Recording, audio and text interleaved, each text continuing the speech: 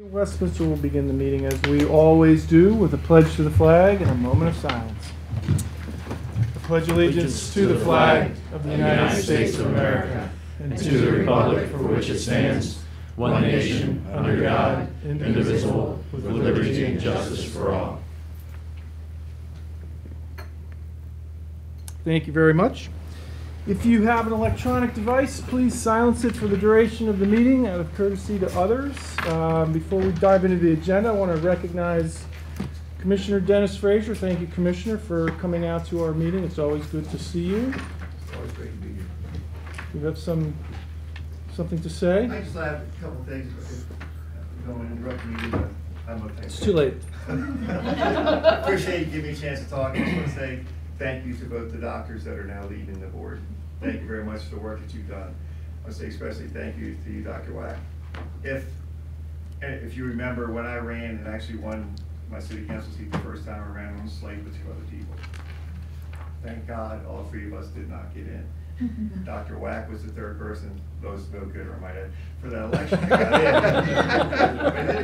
But the real thing was that the 3 of us were going to have all these ideas, we're going to change the city, we're going to do this, and thank God it didn't happen. I fear what would happen for the city that actually happened.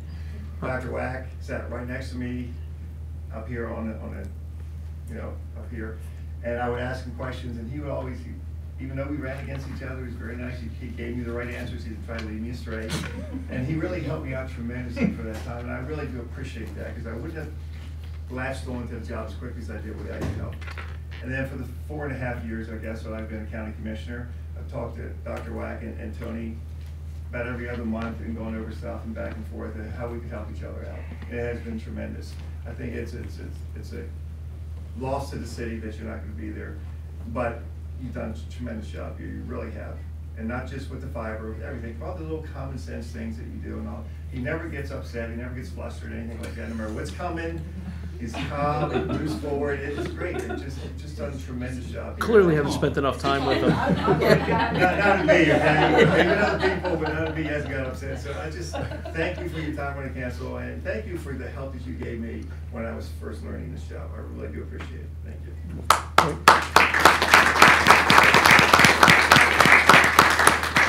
Thank you, Commissioner Frazier, and I've enjoyed my time working with you. And it was a great relief to me and us also that you were the only one that survived from that election. So anyway, thank you. All right, let's see, on to the agenda. Our first item is the approval of minutes from our mayor and council meeting of May 13th, 2019. Move to approve the minutes, Mr. President. Second that. Motion and a second. Any amendments, corrections, deletions? Hearing none, all in favor? Aye. Any opposed? Minutes are approved. We have one presentation, a mayoral proclamation for the 2019 Carroll County Law Enforcement Torch Run for Special Olympics. Mr. Mayor. Chief. Stand beside me, not any words I can't read. All right. Whereas the greater Westminster and Carroll communities come together to celebrate the 2019 Carroll County Law Enforcement Torch Run for Special Olympics, law enforcement officials from around the county have come together to carry the Special Olympics Flame of Hope from all corners of Carroll County to the streets of Westminster.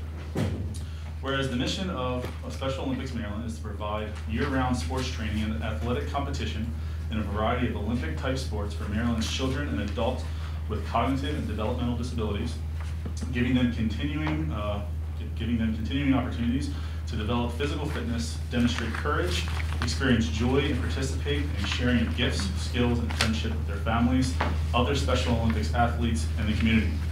Now, therefore, I, Joe Dominic, Mayor of the City of Westminster, on behalf of the Westminster staff, Common Council, Carroll County Law Enforcement, and the citizens of the City of Westminster do hereby proclaim June 5th, 2019 as 2019 Carroll County Law Enforcement Torch Run for Special Olympics Day in the City of Westminster, and urge all citizens of Westminster to join in commending our Special Olympics athletes, and also to applaud the efforts of our law enforcement officials from all of Carroll County, who today have teamed up with Special Olympics athletes from Carroll County to run the Flame of Hope from all corners of the county to Westminster.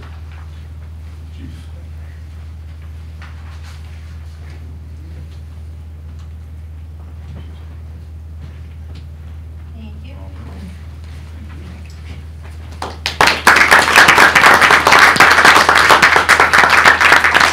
Next up, we have a public hearing in the City of Westminster. The public hearings are administered by the mayor. Mr. Mayor, the gavel is yours. Mr. President. Start reading, brother. Buckle up. I'm gonna go ahead and start public hearing for ordinance number 913, an ordinance of the Common Council of the Mayor, an ordinance of the Common Council of the Mayor and Common Council of Westminster, a municipal corporation of the state of Maryland, the issuer, providing for the issuance and sale of an aggregate principal amount not to exceed $16,500,000 of bonds of the issuer, to be known as the Mayor and Common Council of Westminster Taxable Infrastructure Bonds 2019 Series A, or by such other or additional designation or designations as required by the Community Development Administration identified herein. The bonds. To be issued and sold pursuant to the authority of sections 4-101 through 4-255 of the Housing and Community Development article of the Annotated Code of Maryland as amended, and section 19-207 of the Local Government article of the Annotated Code of Maryland as amended, for the purpose of refunding in whole or in part the outstanding, the Mayor and Common Council of Westminster Taxable General Obligation Bond, Series 2015A and or B, the Mayor and Common Council of Westminster Taxable General Obligation Bond, Series 2015B, and thereby refinancing all or a portion of the costs of the project referred to by the issuer as the broadband fiber infrastructure project, previously financed or reimbursed from proceeds of such prior bonds, funding a portion of capital reserve fund and or other reserves, and or paying issuance and other costs related to the bonds, providing that the bond shall be issued upon the full faith and credit of the issuer. Providing for the disbursement of the proceeds of the sale of the bonds and for the levy of annual taxes upon all assessable property within the corporate limits of the issuer for the payment of the principal and of the interest in the bonds as they shall respectively come due. Providing for the form, tenor, denominations, maturity date, and dates and other provisions of the bonds, providing for the sale of the bonds, and providing for related purposes, including, without limitation, the method of fixing the interest rate or rates to be borne by the bonds, and the approval, execution, and delivery of documents, agreements, certificates, and instruments, and generally relating to the refunding of such prior bonds. Ms. Rader. Would you like me to give you an overview of the ordinance at this point before you have the public speak? Or? Yes, please. Okay. So in 2015, the city issued the two bonds that were referenced in the title. The bonds have a stated maturity date of October 1, 2045, but there's a mandatory put date of on or about October 1, 2027, which essentially makes them 12-year bonds. The reason the city is pursuing this refunding is in order to be able to issue the refunding bonds for a period longer than that upcoming 2027 date. If you end up with a lower interest rate, and I'm sorry, the 2015 bonds are variable rate bonds. The bonds that you're going to issue, the bond or bonds you will issue to CDA are going to be fixed rate bonds. So you're going to know your scheduled debt service for the life of the bonds. The indications we've gotten is that if the useful lives of what was financed previously will allow for a 30-year term, CDA will give you a loan or loans for 30 years. That's the maximum under CDA's program.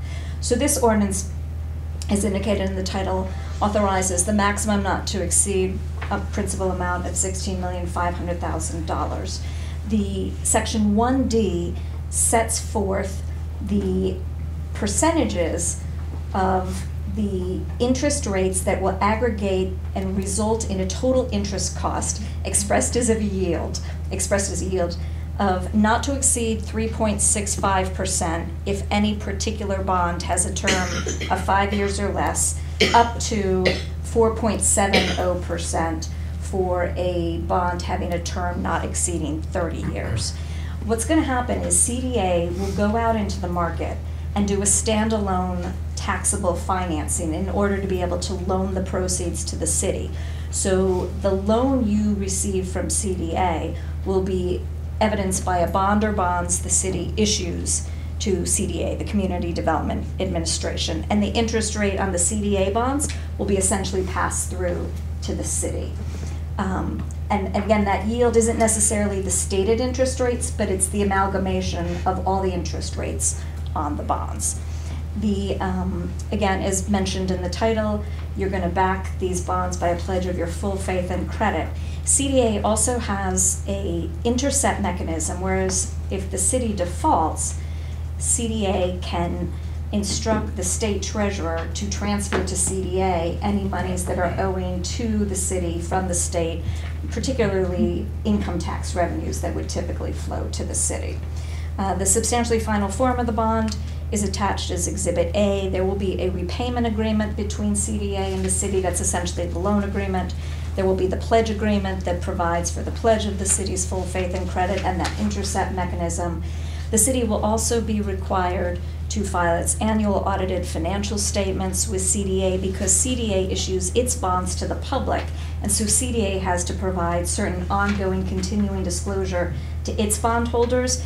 The city is treated as an obligated person under SEC rules with respect to CDA's bonds, so you will be required to provide certain information to CDA. The ordinance has standard provisions about transfer and exchange of the bonds. The Director of Finance will serve as the registrar for the bonds. Provisions for if a bond is lost, destroyed, or mutilated. The mayor and the city administrator are each authorized to approve certain of the required documents, and the mayor will execute most of those documents. Other city officials are allowed to, are authorized to sign certain closing certificates that will be delivered in connection with the loan program. The payment dates will be typically, most likely April 1 for principal payment dates, and interest payments will be April 1 and October 1, again tied to CDA's bonds. One of the most important points, the 2015 bonds are subject to prepayment now in whole or in part at any time at the city's option while they're in the variable rate mode. With CDA, because it offers its bonds to the public, it often isn't able to prepay its bonds. There's call protection for anywhere between 8 and 10 years. Whatever the final terms are for CDA's bonds in terms of prepayment of those bonds, the city will be, prepayment rights will be tied to that. So there's likely to be a period where you don't have the ability to prepay these bonds. Okay. Any questions from the council?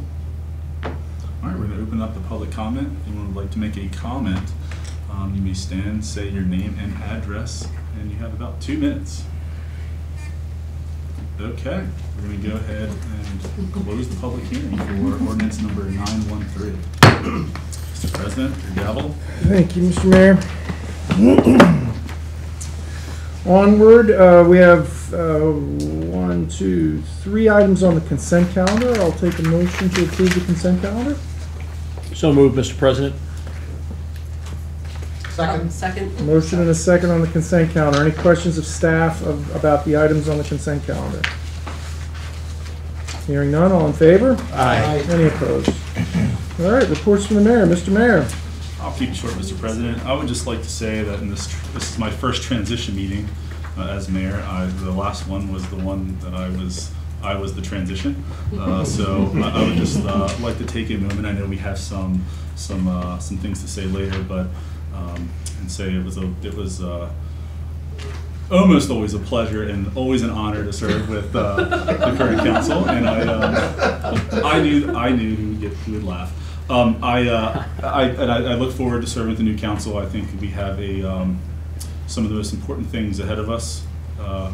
The city's largest project financially ever in the history of the city of Westminster, and coming to a close, or I guess into a transition, one of the largest projects in the city's history. So I think we have a lot of important tasks ahead of us, and I just like to say thank you to current council, and I look forward to working with the new council, Mr. President. That's it. Thank you, Mr. Mayor. Reports from standing committees. Dr. Becker, Arts Council. We had a phenomenal reception for the dedication of Sprouts last Saturday at 2 p.m. You can't miss it. Right now on the corner of Main Street and Bond. We had a nice turnout for that, and again, lots of appreciation for the role that the city played within that as well. Thank you, Dr. Becker.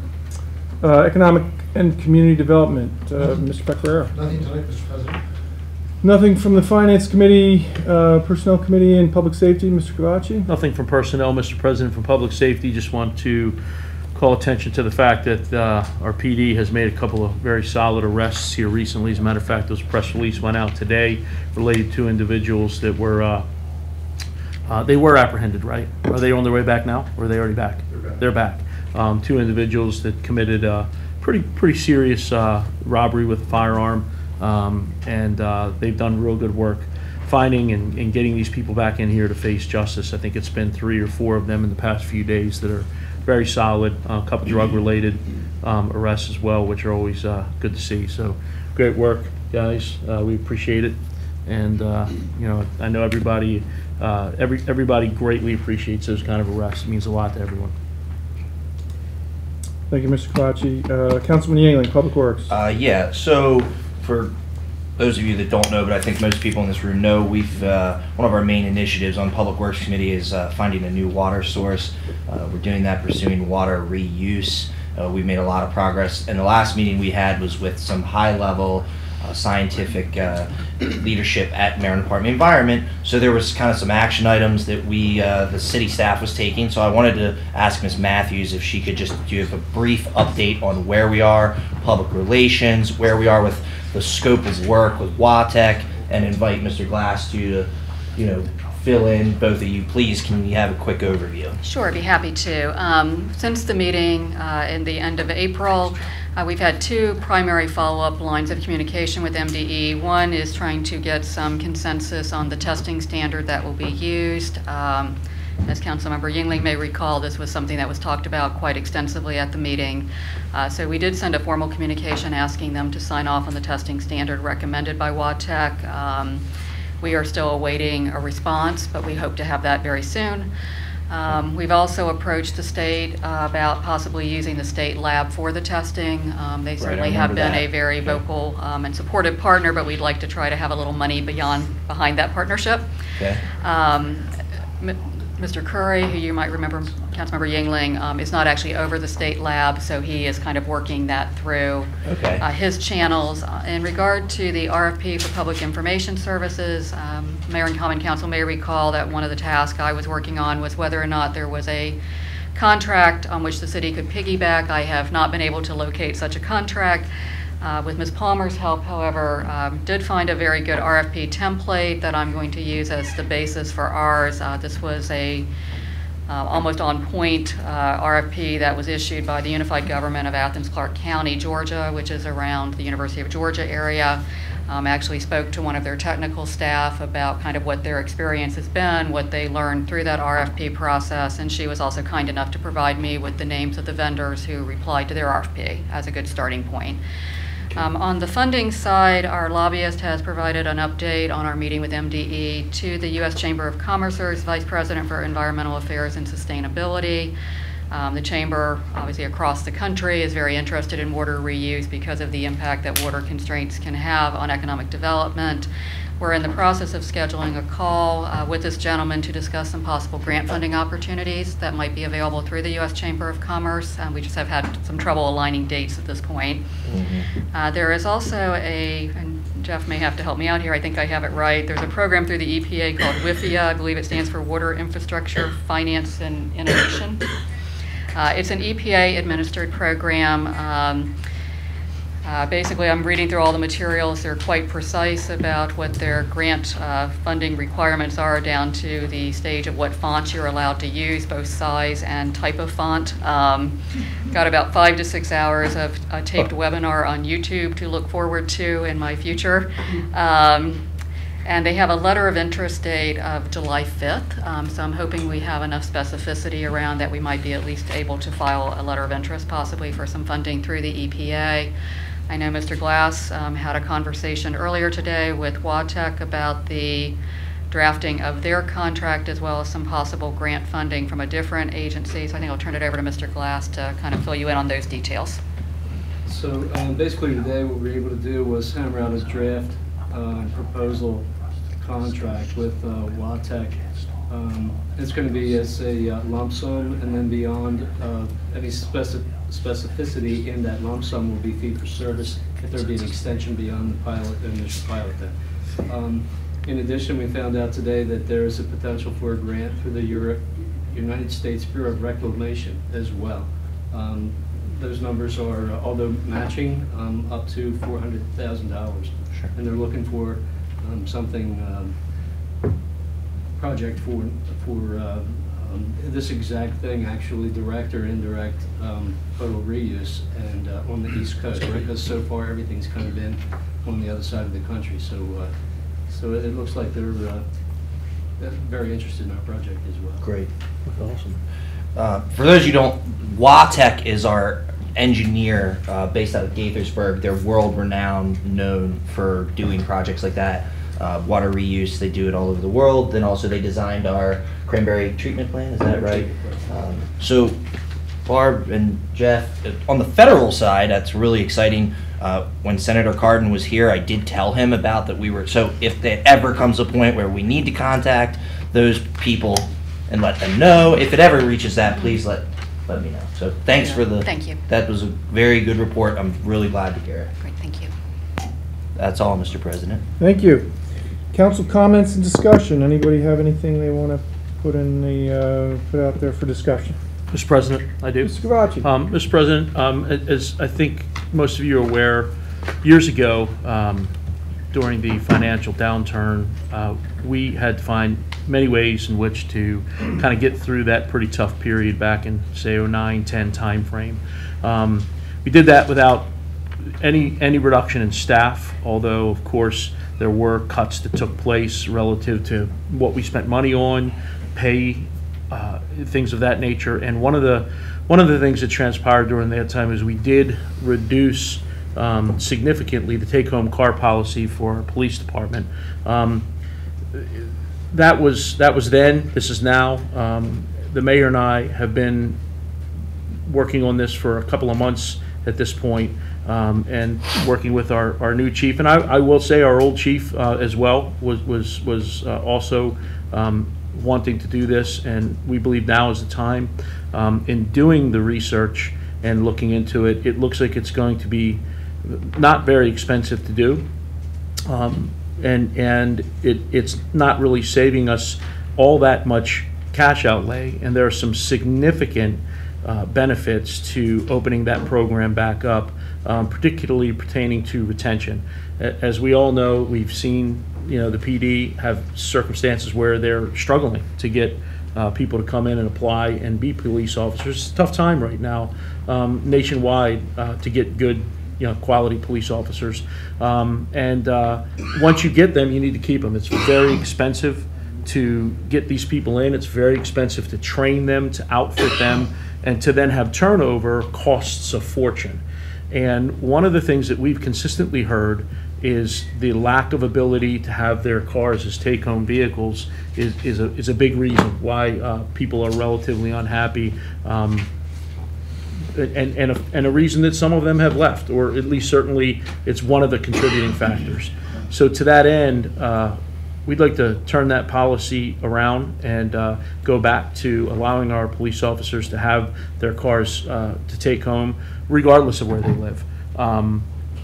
And again, we've looked into this. It is not very expensive. I'll let the mayor talk a little bit more on it in 1 second, Mr. President. But I think that we all should get behind that. I think it's the right thing to do, and I think our PD will greatly appreciate it. And frankly, I know you're going to talk about this, Mr. Mayor, but I think it's going to save us money in the long run. Mr. Mayor? I was going to talk about that, Tony. Thank you for I think Councilman Gavacci hit just about most of the points that I would make. He talked about retention, and I think it is definitely a piece of that. And I think also recruitment. I think they go hand in hand. We need to be able to recruit the best and the brightest, and want to keep them. And this is a step in that direction. It does cost less than I think a lot of us thought it would, but we'll see. I think in the long run, having solid retention is one of the best ways to save money. I mean, turnover in any department is extremely expensive, especially in the police department where the training and the, you have to send them to the academy if they're not a lateral, and sometimes there's still training involved if they are. They're coming from different states. So between that, the insurance, and then just the length of time they're employed before they're actually on the street doing their job without training and help, it's a major expense. So the turnover and just the cost of recruiting, I think this is a really good tool for them, and it's just a good thing for city staff. I think it'll just be a helpful thing, and I think it's the right thing to do. Mr. Mayor, how many cars are we going to need to purchase to allow this to happen? Well, so whether or not we need to actually purchase cars is a question mark. However, we need 2 more cars to actually do it. So Which is amazing. We may be able to do it without actually purchasing any new cars, just by maybe holding onto some cars a little longer than we would have. But that's the details of that, I think we haven't worked out yet. But we need 2 more cars to fully realize what we'd like to do. I believe that's still the number, correct, Chief? Correct. Yeah.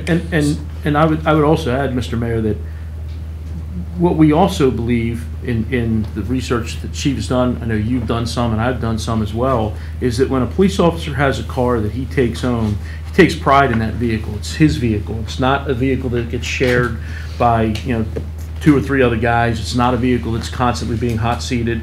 I could tell you from my time, a long time ago, guys that didn't have take-home vehicles, that were getting motor pool vehicles is what we called them, they beat the living snot out of them. They didn't care. They treated them like garbage. They weren't their vehicle, so they just drive them and without any care, and at the end of their shift, they turn them back in, and I'm not saying our guys do that, but I am saying that pride in ownership of that take-home vehicle, we know will increase the longevity of those vehicles. They're going to be treated better, they'll be taken care of better, and again, even if we have to buy a whopping 2 cars, which is not very expensive, I think in the end we're even going to get more length of use out of these vehicles, not to mention all the other benefits that we've talked about relative to retention and recruiting, which are the big ones.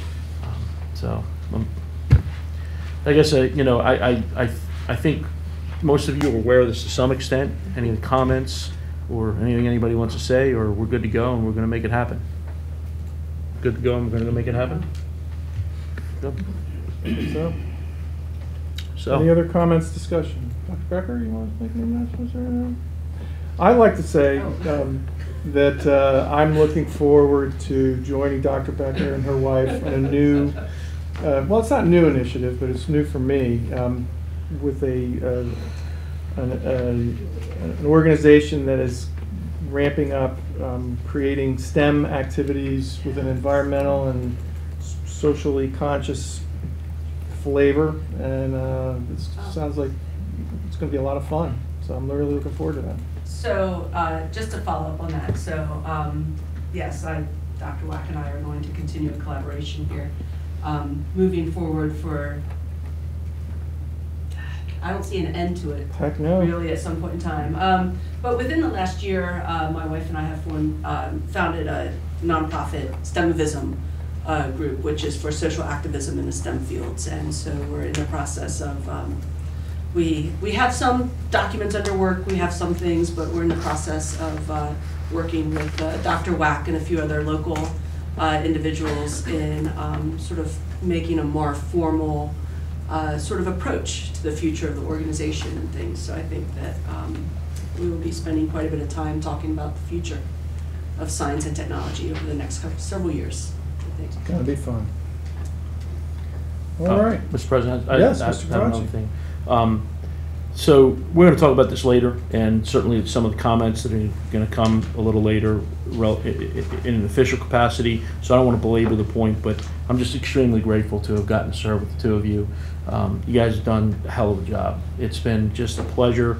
Commissioner Frazier said it. I agree with him 100%. I've learned a tremendous amount from you guys. And your level-headedness, your intellect. I feel like a mental midget up here most of the time with you two. It's wonderful, and you're going to be sorely missed. Although I know you're going to be around, and I know you're going to continue to be involved in the community. I know you have a passion for it.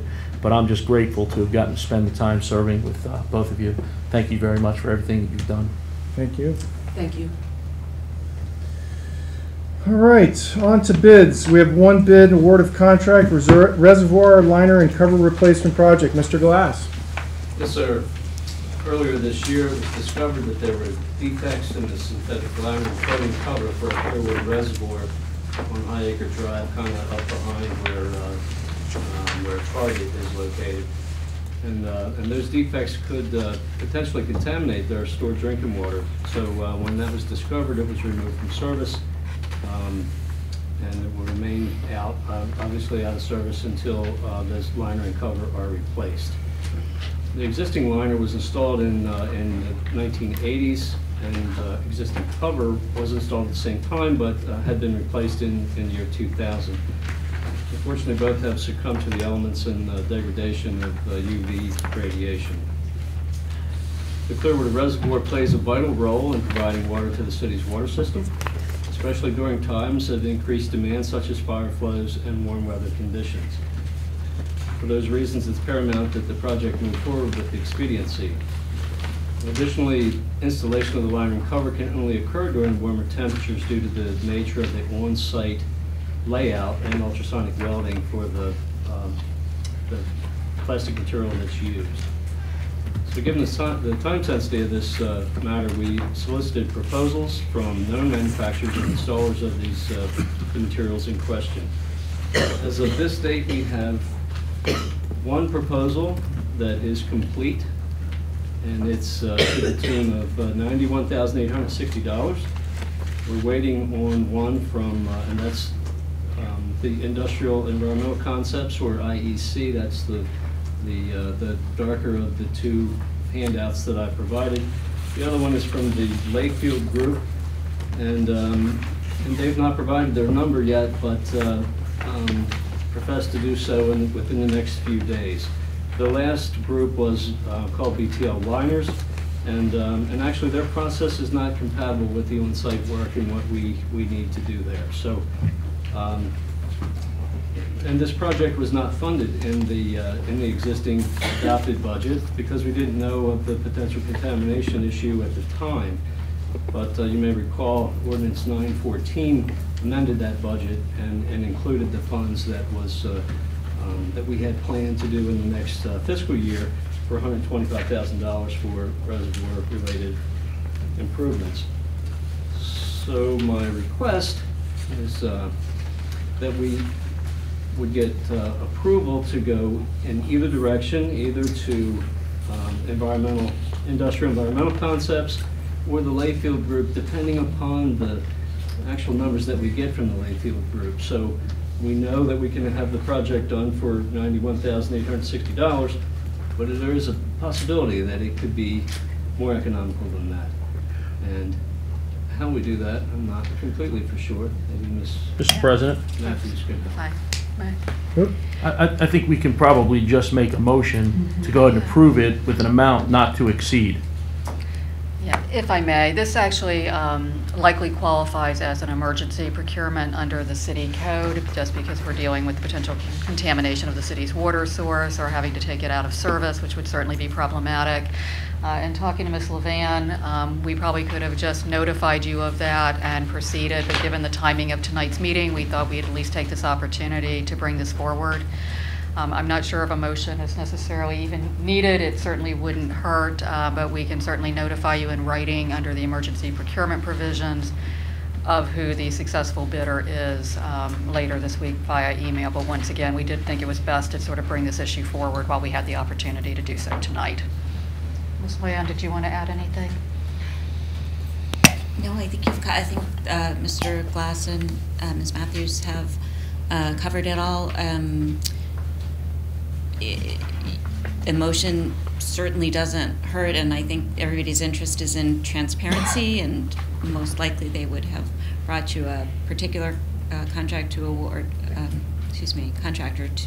the bid to had we had all of the proposals in place. So a motion is not inappropriate, and I would suggest a motion to direct staff to award the contract to the most responsive and responsible bidder. Not to exceed that amount. Right. Yeah, is that satisfactory to you? That's perfect. Yeah. So, Mr. President, I'll go ahead and make a motion that we direct staff to go ahead and award that contract to one of the two bidders in an amount not to exceed $91,861. Second. Motion and a second. Any discussion or questions of Mr. Glass? I have one, or actually a couple. Mr. Glass, HDPE, what's this thing? High density polyethylene. All righty. And the cover is in place all the time? It is. It's like a big water bed. Okay. So what happens when it rains on top of the cover? That water has to be removed. How does it get removed? Generally, we use it's a siphon arrangement to have that water. Does it have to be washed, the top of it? Like if there's debris, what happens if stuff gets on top of it? How does it get removed? So for the most part, the only thing that would get on top of it is rainwater and potentially some leaves, but you can walk out on top of it. Oh. It's the world's giant water Biggest bed. bit of water That's bed. what it Okay. is to. One thing I'd like to add, if I could, I've used the term potential contamination a number of times here, and I know we're being televised. At no time was the water compromised. It could have been had we continued to operate under, the degraded circumstances. We did not, so at no time was the water compromised. Thank you for clarifying that. Thank you. Any further questions, Mr. Glass? We have a motion and a second. Any other questions? Hearing none, all in favor? Aye. Any opposed? All right, thank you, Mr. Glass. Thank you, sir. On to ordinances and resolutions. Ms. Rader has given me permission to not have to read this again, so I'm Right. just going to refer to the mayor's excellent rendition of ordinance number 913. This is for approval. I make a motion to adopt ordinance number 913. Second. Motion and a second. Any further questions or discussion? Hearing none, all in favor? Aye. Any opposed? All right, adoption of ordinance number 914, an ordinance of the mayor and common council of Westminster, Maryland, amending the adopted budget for the fiscal year beginning July 1, 2018 and ending June 30th, 2019. Ms. Palmer. This is the second amendment to the FY 2019 budget. I included a memo in your packet. I'm more than happy to answer questions regarding any of the changes to the adopted budget. Any questions? Well, thank you, Ms. Palmer. No questions. I'll take a motion in a second. Move to adopt ordinance number 914. Second. Any further discussion? Hearing none, all in favor? Aye. Any opposed? Mr. Pecoraro, as Mayor Pro Tem, would you like to handle the next two? It would be a little awkward if I did. Thank myself. Yeah. Thank you, Mr. President. Adoption of resolution number 19-11, thanking Dr. Robert P. Wack for his service on the Common Council and for his contributions to the Westminster community. I'd be honored to move to adopt resolution number 19-11, Mr. President Pro Tem. And is there a second? I will second. There's a second. And let me just say, and I'll recognize my colleagues here as well, but the resolution references Dr. Wack joining the council in January 2003 to fill a vacant seat. That was my vacant seat that he filled, and he filled it very well over these last 16 years and 3 months, and has been, I think, one of the most outstanding leaders that the Westminster Common Council has ever had. He's brought us a lot of forward-thinking ideas here in the council. He's made things happen. He's led the council through some challenging times, and his services will be greatly missed. And I, for one, will miss them a great deal. Anyone else like to comment? Are you going to read the Should resolution? we read the whole resolution? I mean, we put some time and effort into it. I think we should. I'll read it. At least I know I did. I think we should definitely read both of them. A resolution thanking Dr. Robert P. Wack for his service on the Common Council and for his contributions to the Westminster community. Whereas Dr. Robert P. Wack was first appointed to the Westminster Common Council to fill a vacant seat, assuming office in January 2003. And whereas Councilmember Wack was subsequently elected in May 2003 to serve a full 4-year term on the Common Council, winning re-election in 2007, 2011, and 2015. And whereas Councilmember Wack was chosen by his colleagues to serve as council president fulfilling this role from May 2013 to January 2017, and again from May 2017 to May 2019. And whereas Councilmember Wack was instrumental in guiding the city through one of the most challenging economic downturns our nation has ever experienced, and whereas Councilmember Wack also played a significant role in the city's development of a water and sewer allocation policy, ensuring that these constrained resources are allotted in a manner that contributes to the city's economic vitality. And whereas Councilmember Wack played a pivotal role in the donation of the former Wakefield Valley Golf Course property to the city, which provided Westminster with a new water source and greatly increased community open space. And whereas Councilmember Wack spearheaded the city's construction of the Westminster Fiber Network with the goal of creating a competitive local marketplace for internet services and providing community access to affordable gigabit internet speeds. And whereas Councilmember Wack has been a tireless advocate for promoting a high-tech culture in both the city of Westminster and Carroll County. And whereas his colleagues on the Common Council have respected and valued Councilmember Wack's straightforward manner, his comprehensive knowledge of city operations, and his passion and dedication for the community and its residents. And whereas Councilmember Wack has decided not to seek re-election to the Common Council when his term expires in May 2019. And whereas Councilmember Wack has been both a colleague and a friend who will be missed by Mayor Dominic, his colleagues on the Common Council, and the employees of the City of Westminster. Now therefore be it resolved that the Common Council of the City of Westminster, Maryland hereby extends its sincere appreciation to Dr. Robert P. Wack for his contributions and dedicated commitment to the betterment of the Westminster community and for his many years of leadership and service as the Common Council President.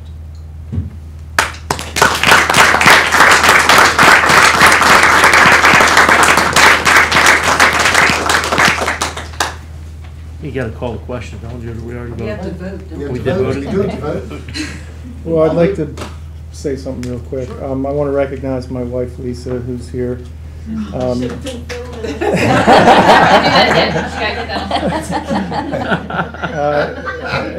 my son, Michael, and his friend, Maria.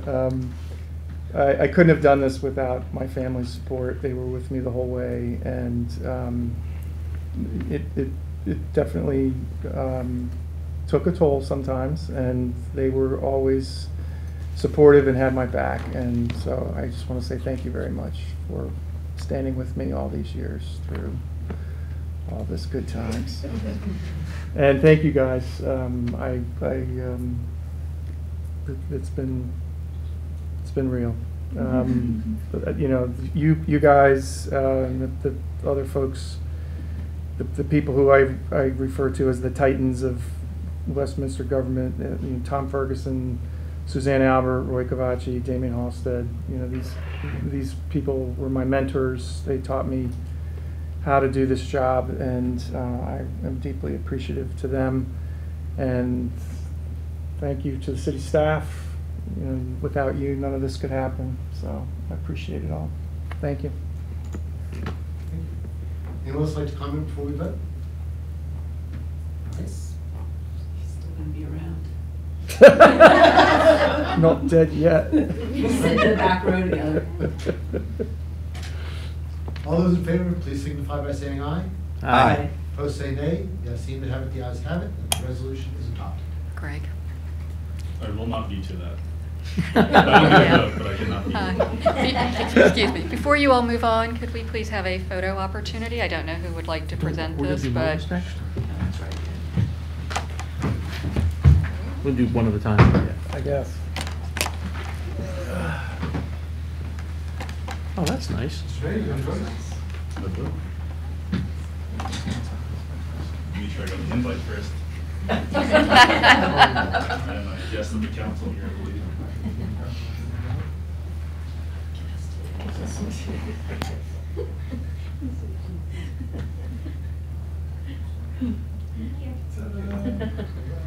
Keep this? You did. Tweak that.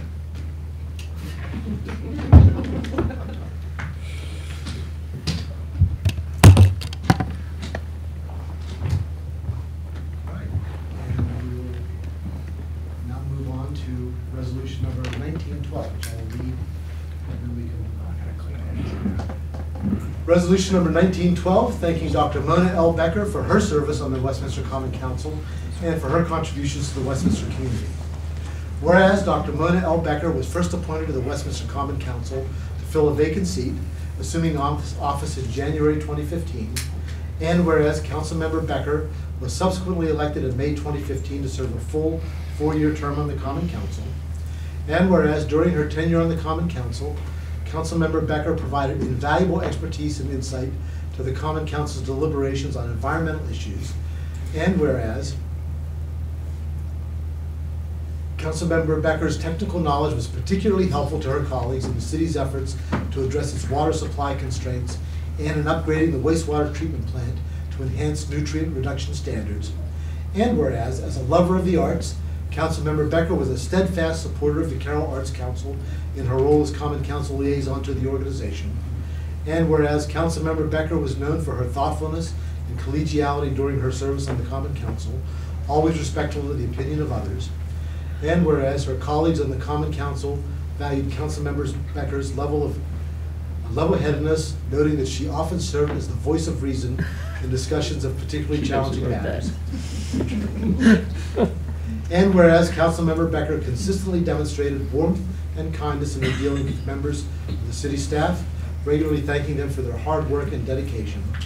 And whereas Councilmember Becker has decided not to seek re-election to the Common Council when her term expires in May 2019.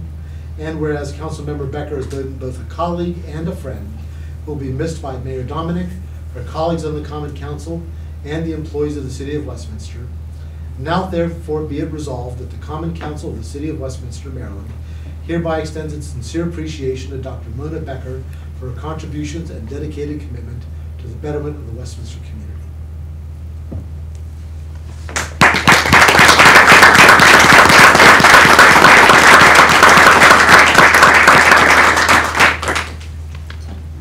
I'm certainly going to miss you as probably the best seatmate I've had in my years on the council. Anybody else like to make any comment? I knew that we were going to be friends for life when I discovered her love of a finely crafted cocktail, and especially homemade liqueur. Yes. So, and I'm looking forward to enjoying many more with you. I'll move to adopt the. I just want to say I've thoroughly enjoyed the last 4 and just a little bit over the last 4 years. I was appointed to Dennis's seat when he became commissioner. It wouldn't have happened without Brett Grossnickel. We would lift at the gym together for 2 years prior to my running for a seat. And when the ad was placed in the paper for Dennis's vacant seat, Brett brought it to the gym and said, "This here, now you do this." We would talk about politics for 2 hours while we were at the gym, and so it's his fault. So I think, you know, sort of being on the council, I know when I met for the interview the first time, I hadn't met Tony before. I hadn't met Greg, well, you weren't on the council at that point in time. You ran the first time that I ran. And I think, you know, there was a steep learning curve initially, because this was my first foray into anything political. But I would say, I think over the last 4 years, I don't think there's been a better group to work with than what's been here. And I had said it, I think a week or 2 ago, I posted something about it, but I don't think you could find such a like-minded group of people that could pass an allowance for a firearm facility in town and a bag ban. You know, if that doesn't say this is a group of people that have worked well together over the last several years, I don't know what does. There are the 2 sort of extremes of some political views, and working as a nonpartisan member of a city council has been, I think, exactly what, you know, you guys, it's strived to be, and it's been really nice, so I've appreciated it. State and federal government could stand and take a lesson. They could look at us and learn a few things, I think. I agree. So, anyway, thank you. Absolutely. Right. I'll move to adopt resolution number 1912, Mr. President Pro Second. Tem. Thank you. For a second, from Dr. Wack. Any further discussion? Hearing none, all in favor signify by saying aye. Aye. All opposed say nay. The ayes seem to have it, the ayes have it, and the resolution is adopted. Congratulations. All right. Good time.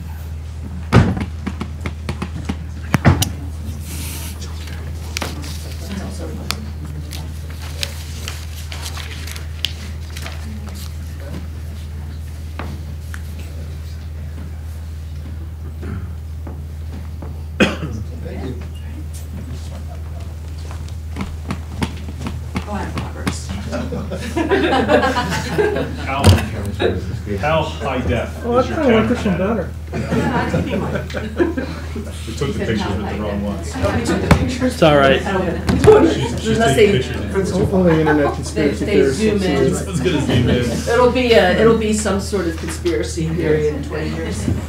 Dr. Wack, would you like to resume the chair? Thank you, Mr. Pecoraro. Our last resolution is adoption of Resolution 19-13, a resolution regarding local zoning map amendment number LMA 19-01, approving an application for the establishment of a compatible neighborhood overlay district upon certain property located in the city's R10,000 residential zone and adopting the accompanying written decision. Ms. Levan.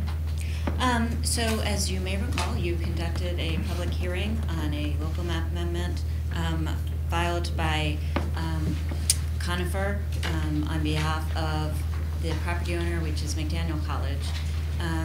And evidence was presented to you to demonstrate that the application meets the requirement of the zoning ordinance with respect to the settling of this floating zone on this particular property. I have endeavored to take the record that was established that evening and craft a decision that demonstrates how those facts meet this criteria set forth in the ordinance, which you will find in the decision under conclusions of law. Article 8C, compatible neighborhood overlay zone, contains the provisions relevant to the application, and 164-45.14 purposes sets forth the purposes of the zone.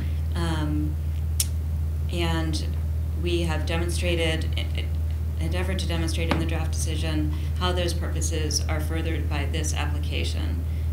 In addition, section 164-45-19 compatibility directs that all uses permitted in developments proposed shall achieve the purposes set forth in the section I previously cited. So the first portion of the draft decision summarizes the testimony that was presented, and the end section, which is entitled Conclusions of Law, sets forth those standards and describes how the application meets them. So the draft decision was intended to meet the direction that you gave me at the end, conclusion of the public hearing at the last meeting. And you can let me know if it doesn't do that. Thank you, Ms. Levan. I guess we'll first do the motion in a second. I'll move to adopt number 1913, Mr. President. Second. Any questions or discussion about 1913 or questions of Ms. Levan? All right, hearing none, all in favor? Aye. Any opposed? All right, no unfinished business. One item of new business, announcement of the City of Westminster, May 14th, 2019 election results. Ms. Kowalski? Right, so as everyone knows, we had an election on May 14th. The final election results were as follows. It was Kate Carter at 179, Stephen Koala at 225, Kevin Earl Dayhoff at 410, Ann Thomas Gilbert 372, Jessica Laird at 318, Greg Pecoraro at 401, and we had one write-in. So, and appearing that Kevin Earl Dayhoff, Kevin Earl Dayhoff, Gregory Pecoraro, and Ann Thomas Gilbert received the highest number of votes for members of the Common Council. Ms. Visosky, who was that write-in for? Robert Black. Robert, did you write yourself in? It's not me. It was not me. That's right. All right, thank you, Ms. Visosky. Departmental reports, Ms. Matthews. Thank you. I would also just like to express my appreciation to President Wack and Councilmember Becker. You've been a part of the council my entire tenure with the city, and it's been a true pleasure to work with you. After 30-plus years, I'm always in awe of people like you who step up to serve their communities, so thank you. As Mayor and Council are aware, we have been successful in getting a $1.5 million, 0% interest, 30-year deferred loan from the state to assist us with our fiber project. We are working to get the paperwork from the state. I've not received anything yet, but hopefully that will be coming soon and will probably appear before you. I know Ms. Rader is also working with her contacts on the legal side to try to get that paperwork finalized. Just want to mention we had a Downtown Partners meeting this morning. I'm sure Mr. Mackey will be reporting on that, but I did want you all to mark your calendars. We'll be doing the second annual Westminster Welcome on Saturday, August 24th. This will be welcoming the incoming freshman class of McDaniel College. Still some details to be worked out, but it will take place on the lawn of the library instead of the top of the super steamy parking garage. And one of the interesting things they mentioned this morning is that I think it's either the highest or one of the highest incoming freshman classes McDaniel has ever had. They'll be bringing in about 600 students. It's the highest. It's the largest class they've ever had. Yeah, which is fantastic. And also just wanted to mention for the community members, our next Mayor and Common Council meeting will be on June 10th. Our next meeting falls on Memorial Day, so this is our last meeting during the month of May. I'll start with the rest of the departmental reports. Ms. Petrie, did you have anything from the fire department? I don't have anything new, but I did want to just on behalf of the fire department come and thank Dr. Wack and Dr. Becker for your support over the years that you've served on the council, and on a personal note for me in my incoming position, and how much of a pleasure it's been working with you guys to get to know this side of the community. And I also wanted to just congratulate Mr. Pecoraro, Mr. Dayhoff, and Ms. Gilbert on their election results. I look forward to serving with all of you. So just wanted to be here for that. Thank you. Okay, Mr. Mackey. Thank you. Yes, I will touch briefly on the Downtown Partners meeting. As you are aware, we've tried to reposition this meeting so that it's a business-to-business meeting and take direction from our small focus group that helps us select topics and speakers. This morning, our headliner was actually our police chief. There's been a lot of excitement about downtown patrols, and the purpose was for the chief to talk a little bit about the big overview of the program, introduce staff that are coordinating that and in charge of that, and provide cards and information to folks. So I think it was very, very well received.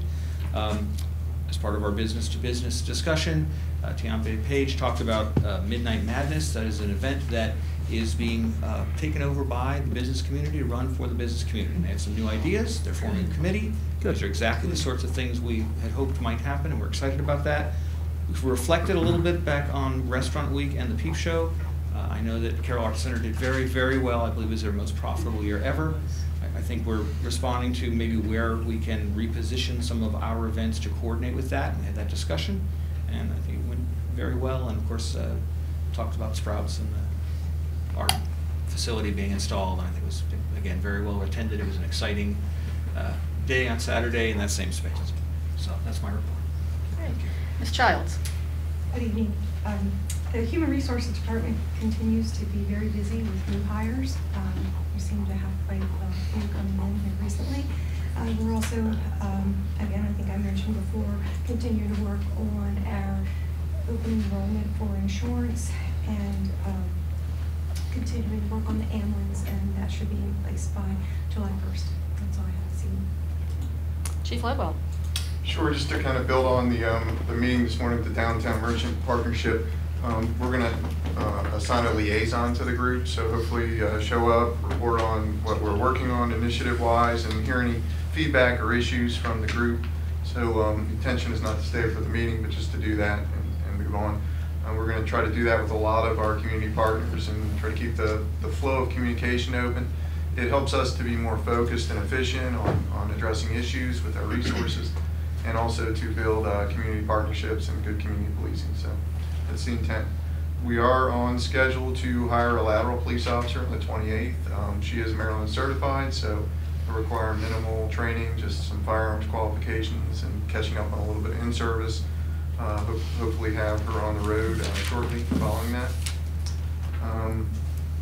We've continued to partner. We've gotten support from the Sheriff's Office to do some proactive policing operations, so they've committed to continue to support us in some of our proactive efforts. It's been a good partnership. We're now attending their command staff meetings on Monday morning. There's a lot of information being exchanged and good partnership building there.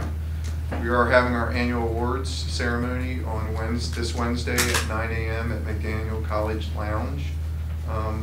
We're also adding in our recent promotions to this ceremony, so everybody's invited to attend that if they like. We begin work on our records room project. The actual work begins on the 28th also, so I'm looking forward to that.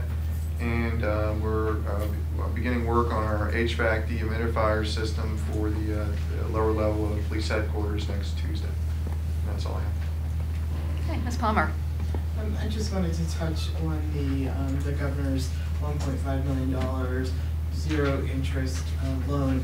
Ms. Rader mentioned some rates this evening. We are going out to market for the rates on the loan that you, or the bonds that you adopted tonight. That 0%, $1.5 million effectively lowers our yield. So even though we'll end up getting a market rate for that big issuance, this 1.5 will really bring down the interest rate for us, so we'll be below market. I just wanted to say, Dr. Becker and Dr. Wack, it's been a pleasure working with both of you. Good luck in your future endeavors. Thank you. Hey, Ms. Valencisi, I think I see you over there. Nothing to report, but I'd like to say welcome to the new council members and the not so new council members. And Dr. Wack, it's always nice to see you, and Becker, and good luck, and hope your paths are very interesting. New path. Thank you. Mr. Glass. Just a few things. Our annual pavement project continues on Winters Alley, topping Church Street. We're also working in the area around the county's campus on Court Street and Court Place as well. With regard to the inflow and infiltration project, all the pipelining is mainline pipelining is complete. We have quite a bit of open cut replacement to do yet, and that will occur at Court Street, Center Street, that intersection. All of Bennett Surf, they're working there concurrently right now, and then at Hawn Road, kind of behind Hawn's Meat Market. And then lastly, we thank Dr. Wack and Dr. Becker as well. It's my pleasure to work with you as always. Let me know when the sinkhole's open. I'll do that. Me too. Very good. Ms. Gruber. Yes, good evening. We are down to putting the finishing touches on the pool for opening weekend, and if the forecast holds, we certainly think that it will be a busy opening weekend for us. Staff has been trained. We also have selected our entire summer camp staff. That paperwork has just hit HR, so as they said they're busy with hiring, they'll be even busier. We had a bit of a turnover this summer for our camp staff, so a lot of our college students got real jobs and left us, which means we have a higher turnover rate than normal. So that's happening, and the only other thing notable to report on tonight is that we are in the process annually prior to the unofficial start of summer, which is Memorial Day. We go around to all of our parks and do an in-depth safety inspection of all of our equipment, playgrounds and surfacing, and we will be finishing those up tomorrow. So, and that's when the Streets Department really cringes, because I send them basically a punch list of everything that needs fixed in our parks. We do inspect bi-monthly throughout the year, but we do a really in-depth inspection basically right before the unofficial start of summer, which is Memorial Day. So that's finishing up. And before I conclude my report, I just want to extend sincere thanks to Dr. Becker and Dr. Wack for your service and commitment to the city of Westminster, and certainly to your support of the Recreation and Parks Department. It has meant so much to myself and my staff, and I think to the citizens that enjoy the events that were cultivated under your leadership. So many thanks to you, and a welcome back to Councilman Pecoraro, and a big welcome to Ms. Gilbert and Mr. Dayhoff. I will look forward to working with you in the future. Thank you so much for your dedication and your upcoming term of service. That concludes my report unless anyone has any questions. I think that concludes all the staff reports unless there's any questions. All right. Before. Can I say one thing? Sorry, Yes, before- Dr. Becker. Because I would be remiss if I did not at least say something at the last meeting this evening about the farmer's market. I would be very remiss. The farmer's market opened on Saturday. It is the best thing about a Saturday morning in Westminster from last weekend through the Saturday before Thanksgiving. It had a phenomenal weather for opening day. It was busy. Brooke Haggerty does a phenomenal job with the vendors. There's several new vendors that are there this year. Microgreens, there's a juice vendor. Evermore Farms is cooking breakfast sandwiches with their meat and their eggs there. So if you don't go to the farmer's market on Saturday, you need to go. And message me, I'm always there. So I just need to put a plug in for that. Thank you, Dr. Becker. I too have been remiss. There's another elected official here who I didn't recognize in a timely fashion. I want to welcome Clerk of the Court Heather DeWeese, who will be officiating shortly.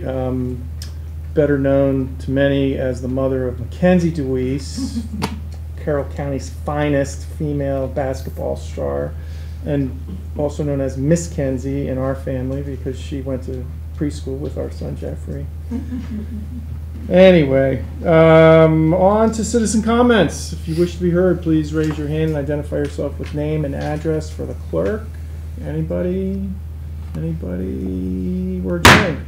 That's it, man. It's the last time you do that. While there currently is no current council president, I get the gavel just for a brief minute or two.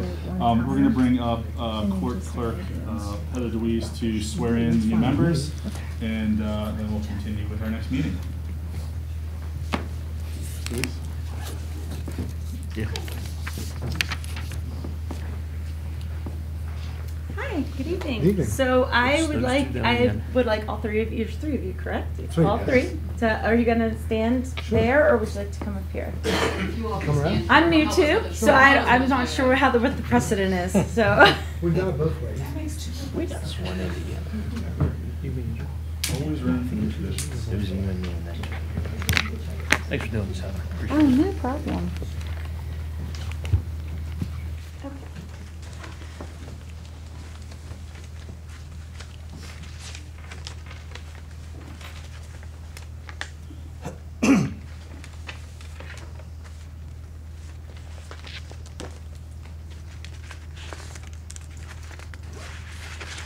You guys are gonna say I do, you're not gonna repeat. That's fine. Were you That's gonna fine. repeat? That's fine. Works for me. Yeah. Okay. We'll give you the hard work. Oh, it's okay, you can give me the hard work. Just a little change of plan.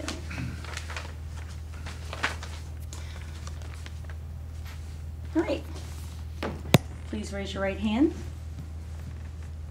Do you solemnly swear that you will support the Constitution of the United States and that you will be faithful and bear true allegiance to the state of Maryland and support the Constitution and laws thereof, and that you will, to the best of your skill and judgment, diligently and faithfully, without partiality or prejudice, execute the position of Member of Common Council for Westminster, Maryland, according to the Constitution and laws of this state?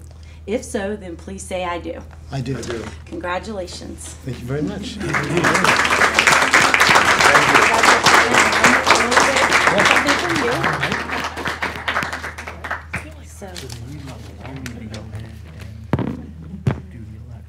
If you want to go ahead, I fill this out with the address for here, Okay, so okay, it's a matter of okay. public record. So if you want to sign your name Okay. and then print your name, Okay. it's all good. Well, Greg will take care of that after he nominates you. You know, Greg will take the meeting over after he does it, and then he'll do the rest of it. Okay. So Joe has to do the first, not first. order of business because we don't have. Okay, next. Or you could not do it, and then we Sign. have just pandemonium for 2 years. Then you get complete control. We secretly Oh. agreed to do that 5 minutes ago. We're gonna get in a complete state of chaos. We cut this deal. Dr. What's the guy's name? Bald head. Dr. Okay. Evil. Dr. Evil. Kevin, yeah. I'm gonna have you just print your name right here where it says print a name. From now on. So, Right here? print a name. So Joe will do the first order of business and then you can take over after that. And then sign right there. Right. Right here, no signature. Okay, I will fill it in for you. We're good? Thank you. You are I good. told Jimmy I was going to hug you. Oh, you can help me. It's fine. Thank you for coming out. and doing You this. are so welcome. Appreciate it. Thank you. Thank you for so having much. me. Okay. So, the next order of business before the council president can take over, we have to decide who the council president will be. Are there any nominations for council president? Mr. Mayor, I'd like to nominate Greg Pecoraro for council president. All those in favor? We need a second. I'll second that nomination. Okay. All those in favor of Councilman Pecoraro being the president, say aye. Aye. Nay? Okay. Councilman Pecoraro, you're the president. It's your gavel. You can take care of the pro tem. Mr. President. Thank you, Mr. Mayor. Mr. Yingling. Mr. President, I would like to nominate Tony Ciavacci for President Pro Tem. Mr. Cavacci's been nominated for President Pro Tem. Is there a second? I'll second it. There's a second from Mr. Dayhoff. All those, any other nominations? All those in favor signify by saying aye. Aye. Those opposed say nay. I seem to have it, the ayes have it, and Mr. Cavacci is elected President Pro Tem. Be a brief meeting, folks. And now, under the rules, I'd like to, and having consulted with the mayor, I hereby appoint the following standing committees of the council. Economic and Community Development, Mr. Yingling is chair, Mr. Pecoraro is vice chair. Finance, Mr. Pecoraro is chair, Mr. Yingling is vice chair. Personnel, Mr. Cavacci as chair, Ms. Gilbert is vice chair. No, I'm sorry, I have that wrong. No, that's correct. That's correct? Mhm. Personnel. Okay. That's right. All right, Mr. Vice Chair? I thought Dan was going to be the chair. Of personnel? Yeah. No, me. Okay, all right. Public Safety, Mr. Cavacci as chair, Ms. Gilbert as vice chair. Public Works, Mr. Yingling as chair, Mr. Dayhoff as vice chair. Parks and Recreation, Mr. Dayhoff as chair, Ms. Gilbert as vice chair. And those are the committee appointments. May I have a motion to confirm the appointments? I'll move to confirm the appointments, Mr. President. I'll Is there second a it. second? All right, second from Mr. Dayhoff. All those in favor signify by saying aye. Aye. Opposed say nay. I seem to have it, the ayes have it, and the appointments are confirmed. Mr. Mayor. For the Commission, Council, and Board appointments for the Carroll County Arts Council, Mr. Dayhoff. For the Carroll Cable Regulatory Commission, it's Mr. Tom Cannon. For the City Planning and Zoning Commission, it's Mr. Yingling. City Public Safety Advisory Council, it's Mr. Cavacci. For City Recreation and Park Advisory Board, it's Ms. Gilbert. For the Magic Board, it's Ms. Pecoraro. For Westminster Town Center Board, it's Mr. Pecoraro. And for the Westminster Cemetery, it's Mr. Dayhoff. I'll make a motion to approve the mayor's appointments, All Mr. right, is there a President. second? I'll second it. Second from Mr. Dayhoff. All those in favor signify by saying aye. Aye. Opposed say nay. The ayes seem to have it, the ayes have it, and the appointments are confirmed. There is no old business since this is a new term of the council. Is there any new business for the council? Hearing no new business, I think we can dispense with any further staff reports, and the meeting was adjourned.